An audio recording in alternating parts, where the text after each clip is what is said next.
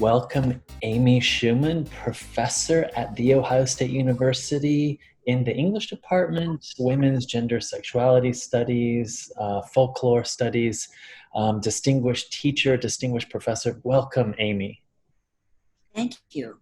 So you do so much and across so many different areas, but the common thread seems to be a kind of narrative theory, really informing your work.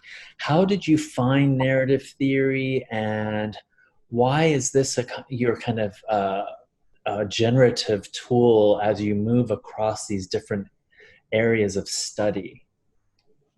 So I was very lucky to be at the University of Pennsylvania at a very exciting time in the very late 1970s and into early 80s when Bill Above had published his important essay on the structure of narrative in everyday life. And he was one of my teachers, though he was not interested in narrative. He was interested in the vowels that people pronounce without correction when they tell stories. But Irving Goffman was one of my teachers who was really, really influential, and his work on studies of everyday life shaped my own. At the same time at Penn, Jerry Prince was teaching courses on Gerard Jeanette's work, and I did learn a lot from Jerry, but there was no crossover at all. There was no interest across those worlds.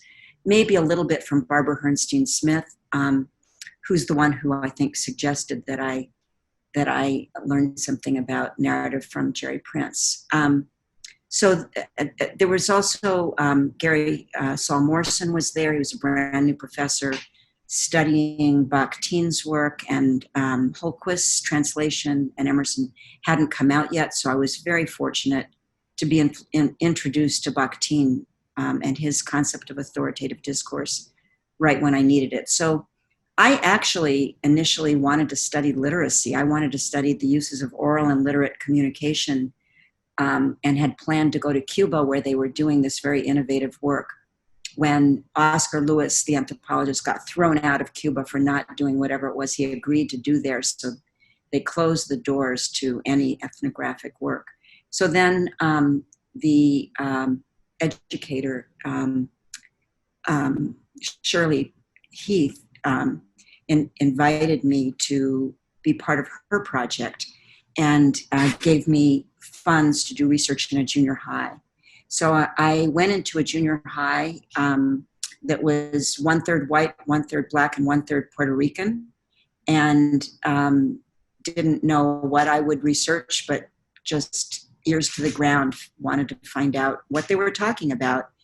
And it's a long story, but I had thought I was a white person. If you're looking at this video, you might think I'm a white person, but in that school, I was definitely not a white person. I didn't speak Philadelphia white dialect, and I was Puerto Rican. So I had Puerto Rican friends and then African-American friends, and the white kids sort of shunned me. But those friendships last until today, especially my one African-American friend who's in my book, Storytelling Rights. So they were talking about fights, and they were junior high school kids, 11 to 14. I spent 3 years with them. I didn't lie to anyone, but I presented myself as one of them. I wasn't a teacher, and in a school, there's only a few categories you can be. So since I wasn't a teacher, they thought maybe I was one of them, and I looked sort of like they did. So I sort of passed as a kid in the school, though and so they were talking about fights. So I ended up getting interested in their rules about storytelling. So my approach to narrative from the beginning was about interaction. Narrative is always situated for me in interaction. And I was interested in how my best friend, especially, whose name in the book is Stacy, it's a pseudonym, how she was able to manage to never fight in those 3 years. And she was in the thick of things, but she was such a good storyteller that she could she could tell her way out of anything. So and she became my collaborator, really, in thinking about that. And I became interested in who can tell stories about whom, and how do you manage the ownership of experience. So that was my first question. What is, Amy, you talked about ethnographic work. More generally, and for some of our viewers and listeners, what is Uh-huh. folklore studies? And, well, I mean, while we're at it, what is human rights studies and Okay. disability studies so people can really understand where Okay. intervention is happening? So folklore is the study of cultural practices in everyday life. And sometimes it's traditional practices in past everyday lives, and sometimes it's our current everyday lives. It started off, the legacy of it is it started off as the study of peasant culture. So it was peasants living in the city. So it's things like the Grimms collecting folktales from the nannies who lived in the urban areas. And it's the study of all cultural practices. The thing that distinguishes it is it almost always, I would say always, but I'll say almost always, attends to aesthetic form or poetics. So it's not only interested in the content of cultural practices, but also the form. And these cultural practices are usually transmitted to the next generation that might change them, adapt them, whatever, along with the form. And I can tell a story if we have a time at the end. Maybe I'll tell a sort of amusing story about that.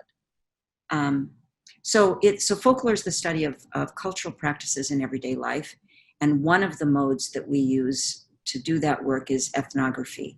So ethnography is the study of observing people in their daily lives long term. So you have to get to know people. You definitely have to speak the language that they speak.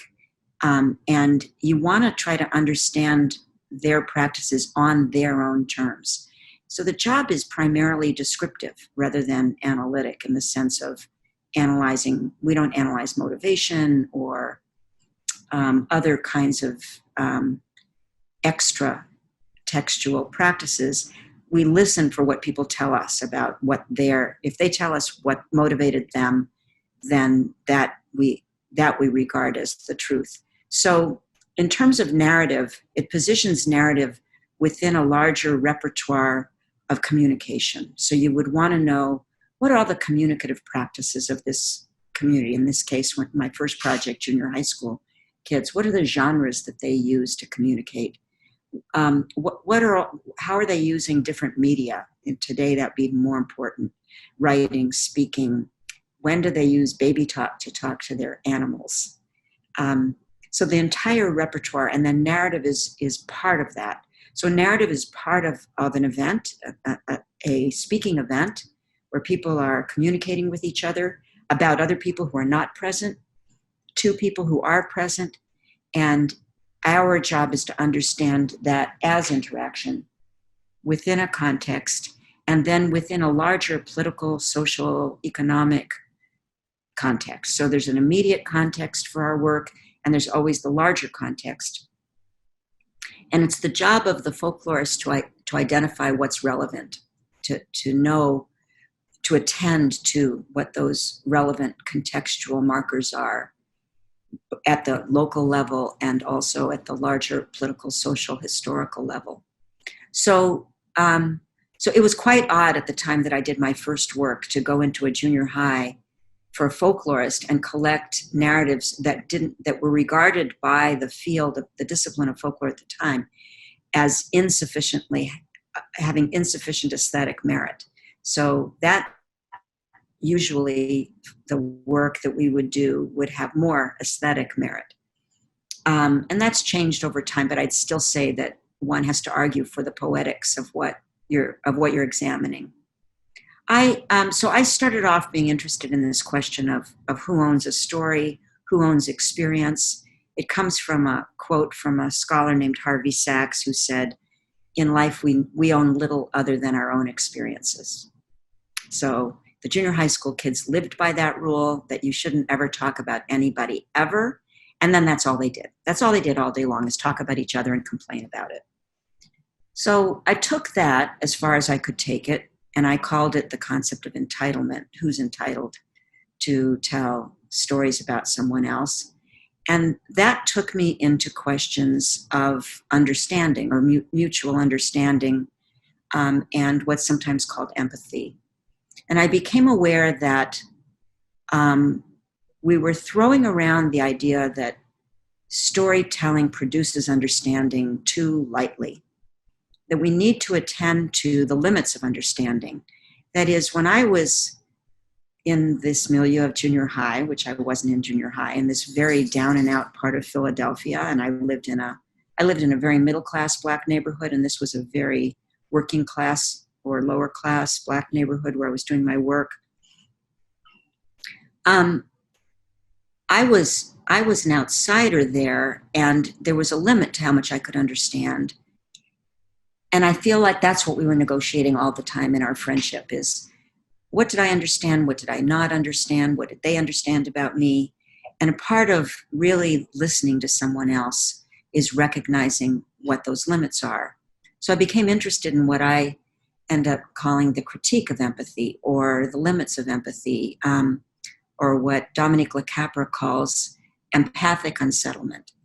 And when we're listening to people whose stories are about trauma, that unsettlement is the goal of listening well, rather than what's sometimes called mutual understanding. So I don't want to dispense with empathy, and we wouldn't want to live in a world without it. We wouldn't want to live in a world without compassion.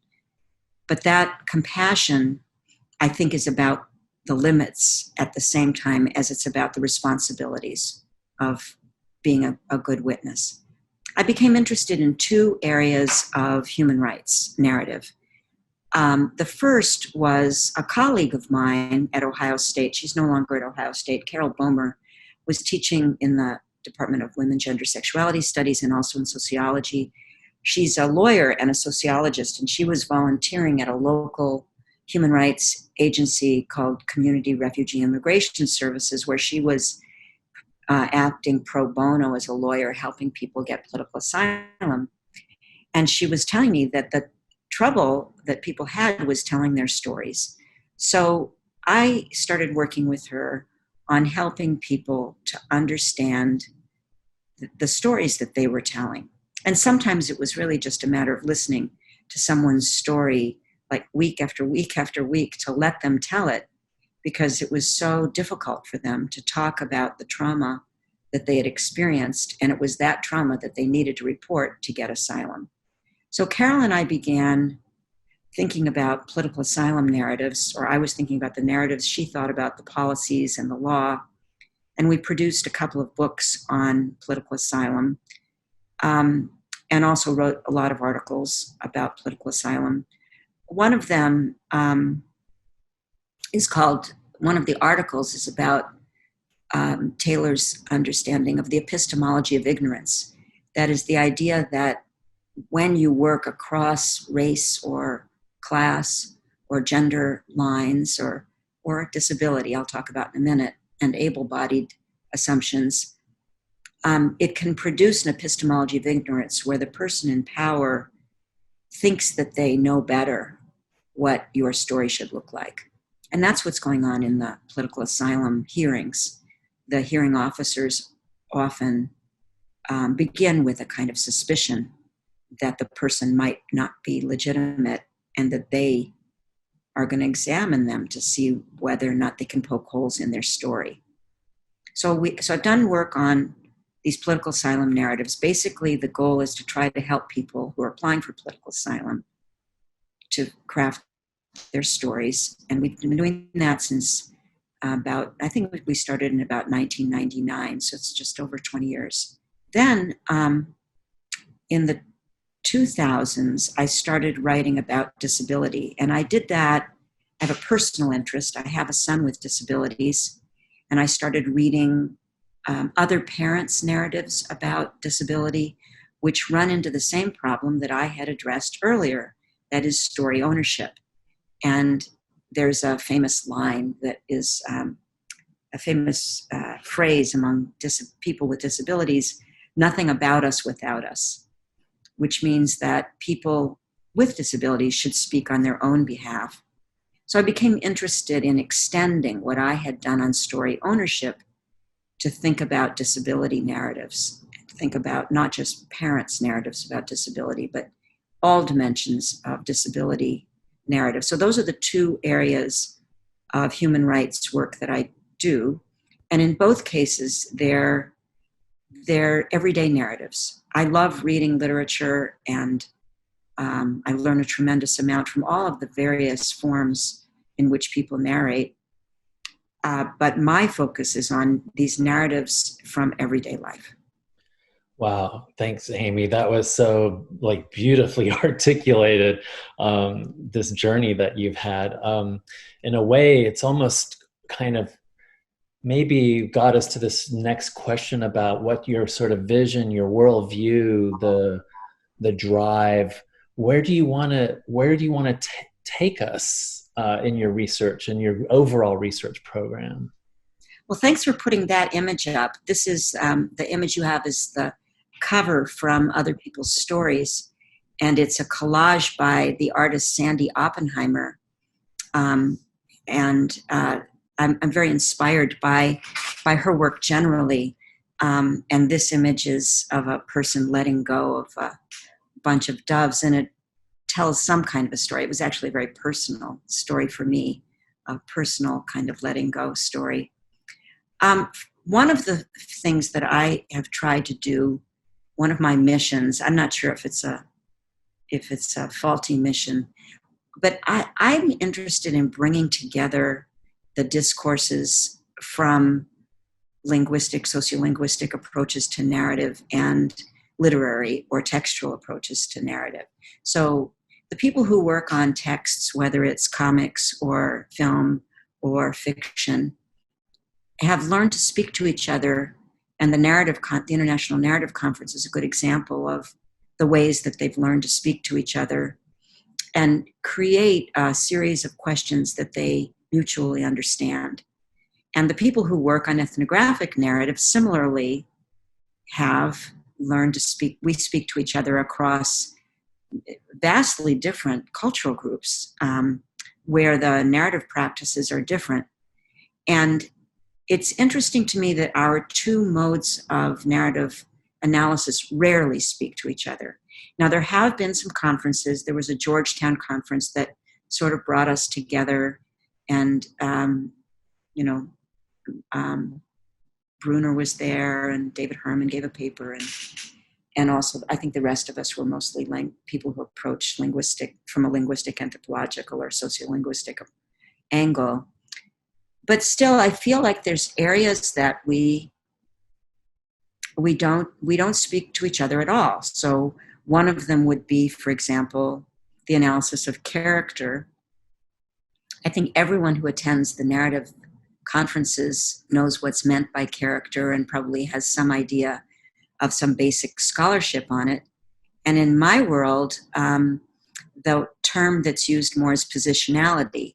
So we study how, in a narrative, how the characters are positioned in relationship to each other and in relationship to the listeners, to the people who are mentioned in the story. But there's no scholarship across those worlds. And so one of the things that I'm interested in doing is bridging that scholarship, bridging those two divides. It might be futile, I don't know, or maybe I'm the only one who's interested in doing that. So that's one area, and I have a list of things that I think we could benefit from looking at. Focalization is one of them that would be interesting to look at across our divides. Mm-hmm. The thing that we look at from a linguistic anthropological approach that it seems that the textual people care about less is genre. So although there's lots of work on cross-media, there doesn't seem to be an interest. And we can make this a dialogue. You can tell me why, but there doesn't seem to be an interest in understanding this fundamental thing for us, which is what's the genre this person is speaking in? Is it a lament?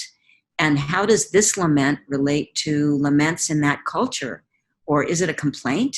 And how does that work? And what if somebody doesn't have a genre available to them at all for talking about a terrible experience that happened. So I'm looking at that right now, for example, with the COVID-19 narratives. I'm interested in how people are carving out some sort of available narrative and what are the genres that they're borrowing from to do that. So that would be an example. Yeah, no, it's a really important work that you're doing, pulling this sort of synthesis, the synergies, and then, of course, the new stuff that you're making from this. I'm thinking back to your journey and, really kind of bringing Bill Lipov and then Jerry Prince into conversation, right? In a really active way. And of course, in and through people like Shirley Heath, who, as I think we've talked about, was a big influence in my journey at Stanford. So, Amy, tell me, and I've seen you in action with the Humanities and Cognitive Sciences Cognitive Summer Institute. But yeah, can you share with us some of the ways that you bring all of this knowledge and learning and these tools into your classroom? So I like to be always looking at a narrative. I think one of the advantages that the literary scholars have is that you're always using an example. And I've benefited enormously. I've team taught our Summer Institute with Brian McHale and with Robin Warhol. And I love seeing how they use the shared examples, the things that everybody's read, into the classroom. So I'm trying to do that more. For example, when I'm also putting together online teaching for next term, and I'm teaching the narrative seminar. So one of the assignments that I have is I want everybody to bring in an example of a stereotypical, an iconic, a flat character that from anywhere, right? It could be from a comic, it could be from television, it can be from a novel. So what I'm thinking of is, in terms of disability studies, this is important because characters like a Tiny Tim are flat characters. We don't really get to know much about them from their own perspective. They just serve a purpose in the narrative. So that's the kind of flat, one-dimensional character. Or they can become something like Aunt Jemima, who's an iconic character, a stereotypical character. And I find that my students don't have a very thorough, robust understanding of stereotype. They just think it's negative when stereotypes can be very positive. We use them all the time. Sometimes it's called playing the whatever card, playing the disability card, playing the race card. We do it strategically. If you're a graduate student who wants to persuade people that you have some authority, you might present yourself as a professor, do whatever you think professors do to persuade your students that you have authority. So stereotypes work positively as well as negatively. So I want to use something like a negative stereotype like Aunt Jemima. Well, I don't know what they'll bring in, but let's say they did, to talk about negative race stereotypes and what's the difference between a flat character, a one-dimensional character, an iconic character. But if we can work with their examples, things that perhaps they're familiar with, then I think we could explore concepts like that more deeply. So that may seem, to anyone who's listening and who uses a novel, you think, oh, well, we do that all the time. And you do it brilliantly. But I'm working with material often from everyday life, and people aren't familiar with each other's material, at least early in the semester. So that's an example. Yeah, no, that's great. We really need to see how these tools, these theories, this knowledge can enrich and complicate and allow for a kind of critical engagement with today's reality and the narratives that are circulating today. I'm really excited about the work that you're doing on the COVID-19. It'll be interesting to see what you discover there. Speaking of which, you're working on this right now. Is this part of a larger project? What other projects are you doing? Tell us about you. Yeah. Okay. Well, I have a long-term project that I'll tell you about. So in 1982, I got a grant, and I got several grants, almost in many grants. I got a Guggenheim Fellowship even, to study the artisans of Pietrasanta, Italy. So this is very different than anything I've told you about. I have been collecting the life narratives or the narratives of work of artisans who carve marble sculpture.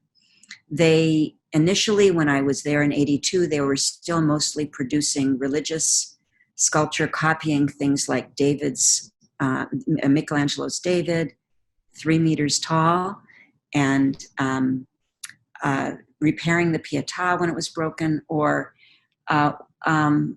creating sculptures, very elaborate sculptures for cemeteries. Earlier, before I got there, one of the enterprising people in the community had invited the great artists of the time, Jean Arp, Noguchi, Henry Moore, and 11 others, to come to Pietrasanta to have their work carved in marble, to rejuvenate the marble industry, the marble carving, because art wasn't being made in marble at that time. And they all came, and when I arrived, they were the ones who were still alive were still there. Henry Moore was having his work done in the town, and I was able to interview the guy who carved his work and then go to the opening and see the work before it was shipped off to where it was going to reside. So I've been doing this work now for so long. It took a long time to, I had to really get good in Italian, and I had to learn about Italian work and labor laws and the whole history of stone carving. And that's really been my lifelong project, is the narratives of these stone carvers. And that's what I want to finish next. So that's number one, is to finish that work. Many of the people I interviewed have passed away.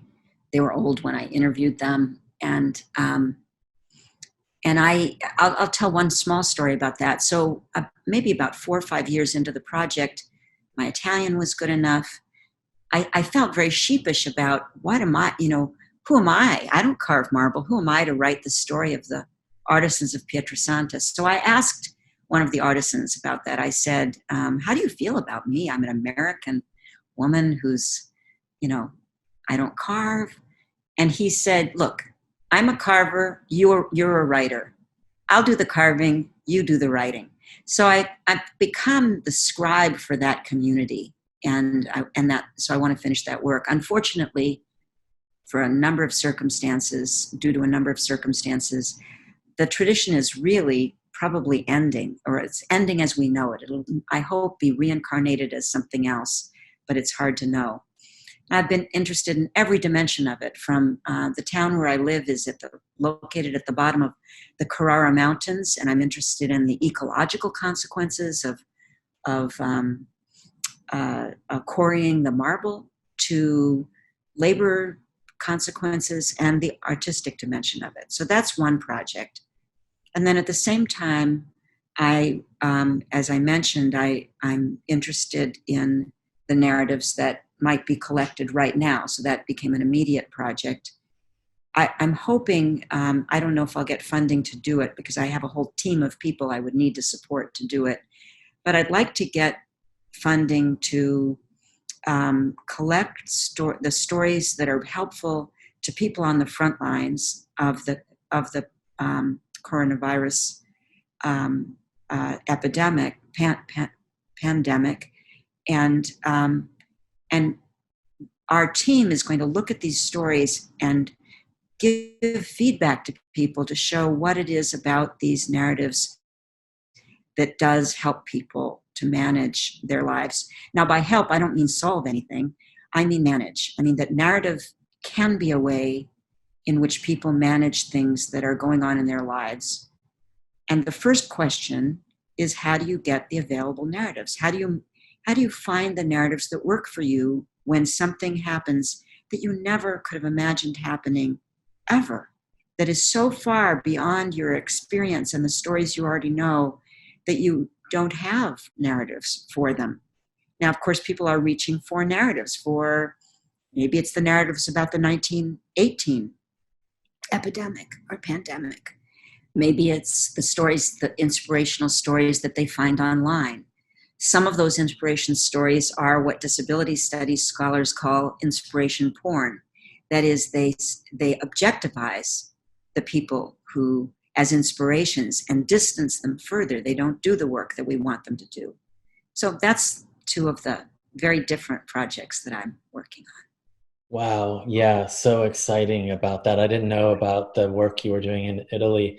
Um, you are a path carving scholar, distinguished teacher, beloved by students. Um, and I think we can kind of take away from this short time with you that our stories matter, and but actually, finally, all stories matter. Thank you, Amy, for joining me. Thanks, Frederick. Looking forward to more.